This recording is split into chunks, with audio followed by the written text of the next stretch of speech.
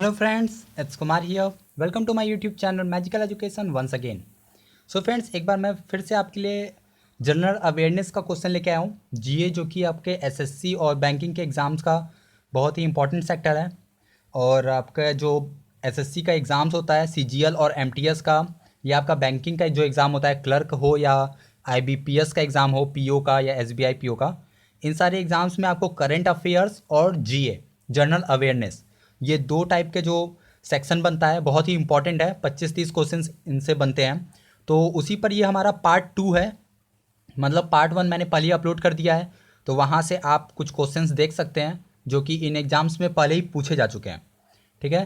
तो और ये भी श्योर है कि जितने भी क्वेश्चंस का कलेक्शंस मैं आपके लिए लाता हूँ, वो सारे क्वेश्चंस आपसे एग्ज़ाम्स में पूछे जा चुके हैं। कभी ना कभी किसी ना किसी ईयर ज़रूर पूछे गए हैं। ठीक है, मैंने वही कलेक्शंस किए हैं।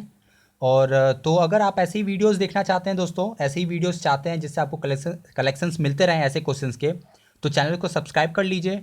जब आप सब्सक्राइब करेंगे तो नोटिफिकेशन बेल आएगी, उसको भी ऑन कर लीजिएगा। जिससे क्या होगा कि जब भी मैं कोई वीडियो अपलोड करूँगा तो आप पे तुरंत एक नोटिफिकेशन आ जाएगा और आप उसको डायरेक्टली देख पाएंगे।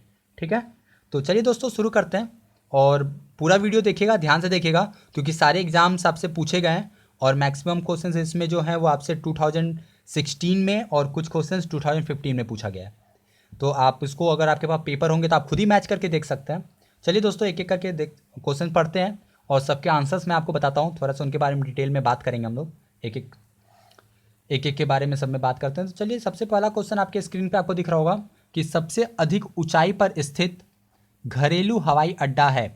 मतलब जो आपको 4 ऑप्शन दिया हुआ है, इसमें पूछा कि चारों में से जो आपका कौन सा ऑप्शन सही है जो कि सबसे अधिक ऊंचाई पर है। तो आप देख सकते हैं आपका जो पहला ऑप्शन मैंने टिक किया हुआ है तिब्बत। जो तिब्बत है दोस्तों, वो इन चारों में से सबसे ज़्यादा अधिक ऊंचाई पे है। ठीक है ना।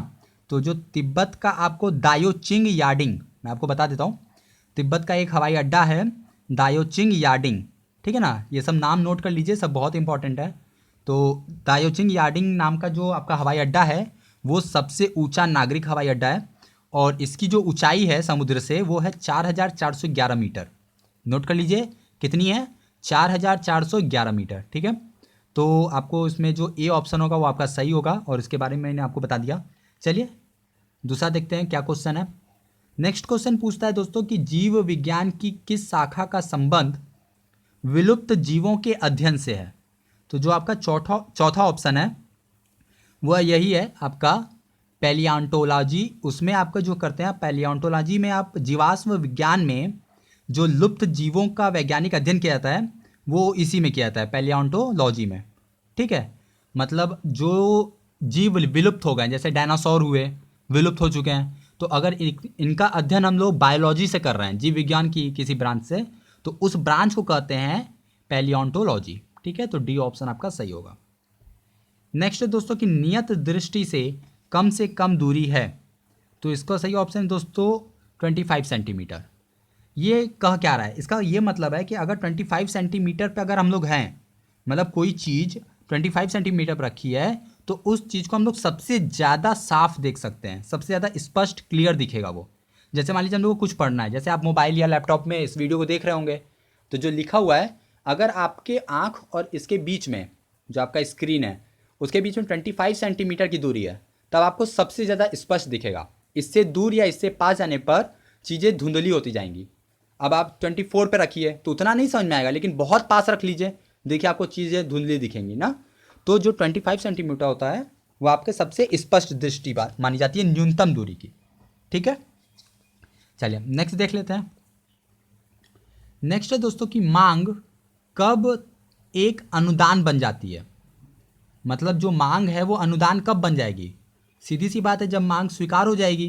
जैसे आपने किसी से कुछ मांगा, ठीक है, और जब आपने मांगा तो मांग की गारंटी आपको दी जाती है, तो मांग एक अनुदान बन गई। मतलब अगर आप मांग को स्वीकार कर लिया गया कि हाँ आप जो मांग रहे हो वो हम देंगे। जैसे अभी महाराष्ट्र में देखिए किसान लोग दंगा कर रहे हैं, दंगा इधर से दंगा नहीं कर रहे हैं, ये आप कह सकते हैं वो अपनी एक मांग रखे हुए हैं, तो तोड़फोड़ कर रहे हैं, चीज़ें बर्बाद कर रहे हैं। ठीक है, इससे उनका भी नुकसान तो हो ही रहा है, लेकिन जो वो उनकी मांग है, महाराष्ट्र सरकार अगर उनकी मांगों को मान लेती है, स्वीकार कर लेती है, तो वो क्या कहलाएगा, अनुदान। ठीक है, तो मतलब उनके कर्ज माफ़ी का अनुदान मिल जाएगा उनको। ठीक है, तो मांग जो है वो अनुदान कब बनती है, जब वो स्वीकार हो जाती है। ठीक, तो सी ऑप्शन इनका सही होगा। नेक्स्ट है दोस्तों कि ऑस्ट्रेलिया में ग्रीष्मकालीन वर्षा, मतलब जो समर वेकेशन में जो वेकेशन क्या कहें, जो समर का टाइम होता है, मतलब गर्मी का जो टाइम होता है, उसमें वर्षा मोटे तौर पर घटती है। मतलब किस दिशा से किस दिशा की ओर। तो जो ऑस्ट्रेलिया है उसमें सबसे ज़्यादा बारिश होती है दोस्तों उत्तर में, मतलब नॉर्थ में। और जैसे जैसे हम लोग नॉर्थ से साउथ जाएंगे, ठीक है, जो बारिश है उस वो कम होती जाती है। ठीक है, इसी का उल्टा अगर देख लीजिए, अगर गर्मी की बात कर रहा है तो उत्तर से दक्षिण में बारिश कम होगी। लेकिन अगर वही ठंडी की बात करेगा, विंटर के वेदर की बात करता है, जाड़े की बात करता है, तो दक्षिण में सबसे ज़्यादा बारिश होगी। और जैसे जैसे उत्तर में हम लोग आएंगे बारिश कम होती जाएगी। ठीक है, तो इस टाइप का क्वेश्चन आपसे अगर एग्जाम पूछता है तो आप उसको याद रखिएगा। तो ये भी एक क्वेश्चन हो गया। ठीक है, चलिए नेक्स्ट क्वेश्चन देख लेते हैं। ये भी आपका 2016 में पूछा गया, अभी तक सारे 2016 में पूछे गए। ठीक है, तो ये आपका है कि नीली क्रांति का संबंध से है, किससे है। तो दोस्तों नीली क्रांति का जो संबंध है वो मछली उत्पादन से है। ठीक है, तो मतलब नीली क्रांति क्यों लाई गई थी, नीली क्रांति मछली का जो उत्पादन में वृद्धि लाने के लिए नीली क्रांति का उस वक्त नीली क्रांति की गई थी। और इसमें मैं आपको बता दूं कि जो झींगा मछली होती है, ठीक है, उसी के उत्पादन के लिए ये क्रांति हुई थी। ठीक है, झींगा मछली के लिए। तो आपका जो नीली क्रांति है उसका संबंध है आपके मछली उत्पादन से। ठीक है, चलिए हम नेक्स्ट देख लेते हैं। नेक्स्ट है कि निम्न में से कौन सा लोक नृत्य, लोक नृत्य मतलब जो आपका किसी स्टेट का जो आपका डांस होता है, ठीक है, नृत्य में फसल की कटाई के बाद किया जाता है। मतलब कौन सी फसल की कटाई के बाद, असम में जो फसल की कटाई होती है उसके बाद कौन सा नृत्य किया जाता है, तो वो है दोस्तों बिहू। ठीक है, बिहू जो है ना वो आपका असम का एक बहुत ही प्रमुख त्यौहार है। ठीक, वो कब मनाया जाता है, वो मनाया जाता है जब फसल की कटाई होती है और फसल अच्छी हो जाए तो वहाँ के किसान लोग एक त्यौहार मनाते हैं जिसको बिहू कहते हैं। ठीक है, उसमें असम का लोक नृत्य, थोड़ा सा टफ लग जाता है मुझे, मेरी प्रेजेंटेशन गंदी हो जाती है हिंदी में। लोक नृत्य जो होता है वो आपका असम का जो भी लोक नृत्य है वो आपके बिहू के त्यौहार में वहाँ पे लोग मनाते हैं। ठीक है, ये बिहू के त्यौहार के दौरान लोग डांस करते हैं और खुशी मनाते हैं कि फसल उनकी अच्छी हुई है। नेक्स्ट क्वेश्चन है कि प्रकाशीय श्वसन का सबस्ट्रेट है। दोस्तों इसका सही ऑप्शन है ग्लाइकोलेट। जो आपका ग्लाइकोलेट होता है वो प्रकाश के लिए सबसे ज़्यादा ज़रूरी है। ठीक है, क्योंकि ग्लाइकोलेट अगर नहीं होगा तो प्रकाश शोषण शुरू ही नहीं हो पाएगा। ग्लाइकोलेट से ही प्रकाश शोषण शुरू हो पाता है। ठीक है, तो जो मेन सबस्ट्रेट है, जो मेन चीज़ है वो ग्लाइकोलेट है किसी भी प्रकाशीय श्वसन के लिए। ठीक है, नेक्स्ट है दोस्तों कि यूनिक्स जो है ऑपरेटिंग सिस्टम के लिए उपयुक्त है। मतलब किसके लिए जो यूनिक्स ऑपरेटिंग सिस्टम है वो सही है, वो है मल्टी यूज़र के लिए। क्योंकि जो यूनिक्स ऑपरेटिंग सिस्टम होता है वो बहुउपयोगी होता है। ठीक है, मल्टी यूज़र मतलब इस पर एक साथ कई लोग कई प्रकार के काम कर सकते हैं, कई सारे काम एक साथ कर सकते हैं और कई लोग एक साथ कर सकते हैं। तो अगर मल्टी यूज़र कहीं पे भी पर्पज़ से आपको काम करना है तो आप यूनिक्स ऑपरेटिंग सिस्टम को यूज़ कर सकते हैं। ठीक है, नेक्स्ट है कि सिंक होल निम्न में से किसकी घटना है। तो जो कास्ट प्रदेश है, ठीक है ना, मतलब डी ऑप्शन, कास्ट प्रदेश जो होता है वहाँ पे सिंक होल देखने को मिलता है। यह तटीय क्षेत्र में पानी से निर्मित स्थलाकृति है। मतलब जो तटीय क्षेत्र होते हैं वहाँ पे पानी से अगर कोई कृति बन जाती है, ठीक है, कोई कृति का क्या मतलब होता है, कोई चित्र बन जाता है, कोई एक प्रकार का सिंबल बन जाता है, ठीक है, कोई चिन्ह बन जाता है, तो वहाँ पर इस प्रकार की जो घटना होती है उनको सिंक होल कहते हैं। तो ये कहाँ होती है, ये कार्स्ट जो टाइप के प्रदेश होते हैं, कास्ट प्रदेश, वहाँ पर ऐसी घटना होती है। ठीक है, तो ये थे आपके कुछ क्वेश्चन जो कि 2016 के थे। अब आगे की कुछ क्वेश्चंस हैं जो कि 2015 में पूछे गए। ठीक है, तो वो भी देख लेते हैं। पहला क्वेश्चन है आपका दोस्तों कि वर्ष 2014 में मैन बुकर पुरस्कार से किसे नवाजा गया था। तो बहुत ही इंपॉर्टेंट क्वेश्चन है ये तो इसका आपका सही ऑप्शन है रिचर्ड फ्लेनगन। ठीक है, आपका बी ऑप्शन सही है कि जो वर्ष 2014 मतलब 2014 में मैन बुकर पुरस्कार जो इनको मिला था रिचर्ड फ्लेनगन को, ये ऑस्ट्रेलिया के उपन्यासकार हैं। ठीक है, इन्होंने एक बुक लिखा था, एक उपन्यास लिखा था, उस बुक का नाम है सॉरी, उस बुक का नाम है the narrow road to the deep north. क्या नाम है दोस्तों, नोट कर लीजिए, द नैरो रोड मतलब पतली रोड, सकरी road, to the deep north मतलब उत्तर की ओर, गहरे उत्तर की ओर, मतलब उत्तर में बहुत ज़्यादा अंदर जाएं तो हम लोग को एक नैरो रोड मिलती है। इस प्रकार का टाइटल उनका कि the narrow road to the deep north. इन्होंने ये एक उपन्यास लिखा था, रिचर्ड फ्लेनगन ने, ऑस्ट्रेलिया के हैं ये, ठीक है। तो इनको दिया गया था 2014 में मैन बुकर पुरस्कार, ठीक।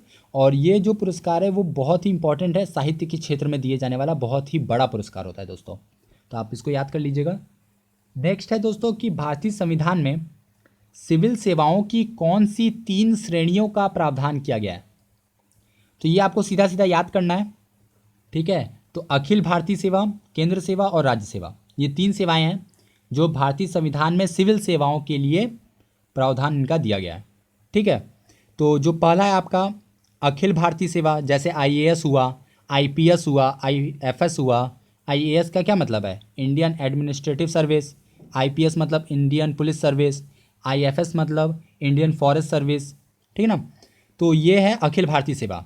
केंद्रीय सेवाएं जैसे भारतीय कस्टम ले लीजिए, एक्साइज सेवा ले लीजिए, आयकर अधिकारी सेवा ले लीजिए, भारतीय डाक सेवा, ये सब आती है आपकी केंद्र सेवाओं में, ठीक है। अगर राज्य सेवाओं की बात करें तो राज्य सेवा में क्या है, सिविल सेवा आती है, राज्य न्यायिक सेवा आती है, राज्य चिकित्सा सेवा, राज्य पुलिस सेवा, तो ये सब आता है आपका राज्य सेवा में। तो जो आपका सी ऑप्शन है वो आपका सही ऑप्शन है, ठीक है।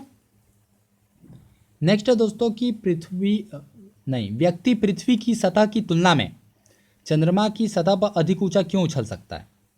सीधी सी बात है, गुरुत्वाकर्षण कम है, ठीक है। तो वही आपका वो होगा कि ये ऑप्शन देख लीजिए, चंद्रमा में गुरुत्वाकर्षण के कारण त्वरण पृथ्वी की तुलना में कम होता है। सीधी सी बात है कि जो चंद्रमा का गुरुत्वाकर्षण है वो पृथ्वी के गुरुत्वाकर्षण से 6 गुना कम है, ठीक है।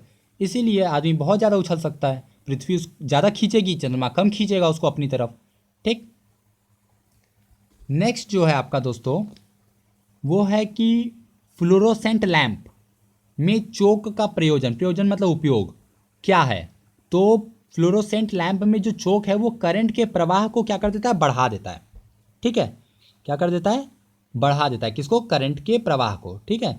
अगर करंट उसमें फ्लो हो रही है तो उसको बढ़ा देगा, कौन, चोक बढ़ाएगा, ठीक। चोक एक प्रकार का डिवाइस होता है, आप फिजिक्स में पढ़ सकते हैं उसको, अल्टरनेटिंग करंट का जो चैप्टर है आपका प्रत्यावर्ती धारा, उसमें चोक के बारे में आपको बताया गया है, ठीक है। एक डिवाइस होती है, तो फ्लोरोसेंट लैंप में उसका यूज़ किया जाता है जो कि करंट को क्या कर देता है, इंक्रीज करता है, बढ़ा देता है, ठीक है। चलिए लास्ट क्वेश्चन देख लेते हैं। लास्ट क्वेश्चन ये है कि निम्नलिखित में से कौन दीन ए इलाही का सदस्य बना। इन चारों में से कौन दीन ए इलाही का सदस्य था, तो वो है राजा बिरबल। अकबर ने 1582 में दीन ए इलाही की घोषणा की थी, ठीक है। कब की थी, 1582, 1582 में। यह एकेश्वरवाद पर आधारित था जिसमें सभी धर्मों का सार निहित है। इसमें 18 लोगों को स्वीकार किया गया था, जिसमें से बिरबल अकेले थे जो कि हिंदू थे, ठीक है। और उन बिरबल को दीन इलाही में स्वीकार किया गया था, अकबर ने स्वीकार किया था, ठीक है। 18 लोग में से एक बिरबल थे जो कि अकेले हिंदू थे पूरे, ठीक है। और 1582 में इसकी घोषणा की गई थी अकबर के द्वारा। तो ये थे दोस्तों आपका कुछ क्वेश्चंस और उनके आंसर्स। मैंने डिटेल में आपको सारे आंसर्स के वजह भी बताया और डिटेल में बताई। तो अगर इसी तरीके से और भी वीडियोस आप चाहते हैं, ये तो पार्ट 2 है, अगर पार्ट 3 पार्ट 4 और भी चाहते हैं तो आप चैनल को सब्सक्राइब कीजिए, लाइक कीजिए, वीडियो पसंद आया हो तो कमेंट कर सकते हैं आप मुझे। और अगर आप फेसबुक पर हैं, ट्विटर पे हैं, इंस्टा पर हैं, जहाँ भी आप हैं सोशल मीडिया पे, आप वीडियोस को शेयर कर सकते हैं ताकि आप ही के जैसे जो स्टूडेंट्स हैं जो एसएससी की बैंकिंग की तैयारी कर रहे हैं वो भी हम लोगों से जुड़ सकें और इस तरीके से प्रिपरेशन कर सकें। सो फ्रेंड्स, इसी तरीके से वीडियोस देखते रहिए। कुछ डाउट हो तो आप मुझे मेल कीजिए, डिस्क्रिप्शन बॉक्स में मेरा मेल आईडी है, मेल कीजिए, कमेंट भी कर सकते हैं, लाइक कीजिए, सब्सक्राइब तो जरूर कर लीजिए, क्योंकि बिना सब्सक्राइब के आपको पता कैसे चलेगा कि आपके पास वीडियो आ गया और नए वीडियो अपलोड हो गए। तो सब्सक्राइब कर लीजिए, इसी तरीके से वीडियोज़ देखते रहिए। Thanks for watching, see you, have fun.